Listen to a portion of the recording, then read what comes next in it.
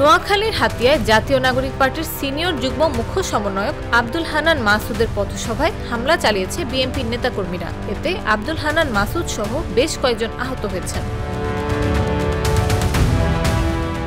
সোমবার সন্ধ্যায় জাহাজমারা ইউনিয়নের জাহাজমারা বাজারে এই ঘটনা ঘটে। এর প্রতিবাদে সড়ক অবরোধ করে হান্নান মাসুদের নেতৃত্বে বিক্ষোভ করছেন তার নেতাকর্মীরা।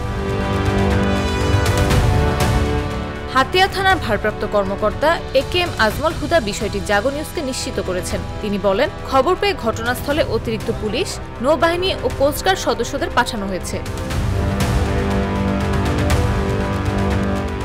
আব্দুল হান্নান মাসুদ বলেন, সন্ধ্যায় জাহাজমারা বাজারে আমাদের নেতাকর্মীদের মিছিলে অতর্কিত হামলা চালিয়েছে বেগম খালেদা জিয়া ও তারেক রহমানের নাম বিক্রি করে চাঁদাবাজি করা বিএনপির সিন্ডিকেট। এতে আমাদের অন্তত 50 জন নেতাকর্মী আহত হয়েছে।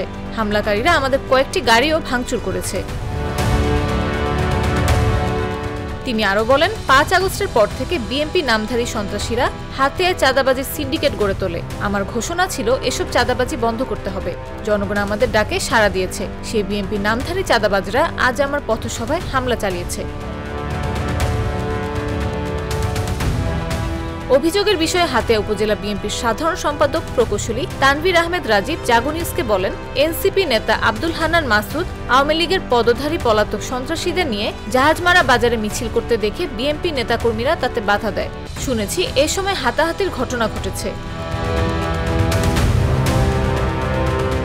শেষ খবর পাওয়া পর্যন্ত হামলাকারীদের গ্রেফতারের দাবিতে আহত আব্দুল হান্নান মাসুদের নেতৃত্বে জাহাজমারা বাজারে অবস্থান কর্মসূচি পালিত হচ্ছে। এলাকায় থমথমে পরিস্থিতি বিরাজ করছে।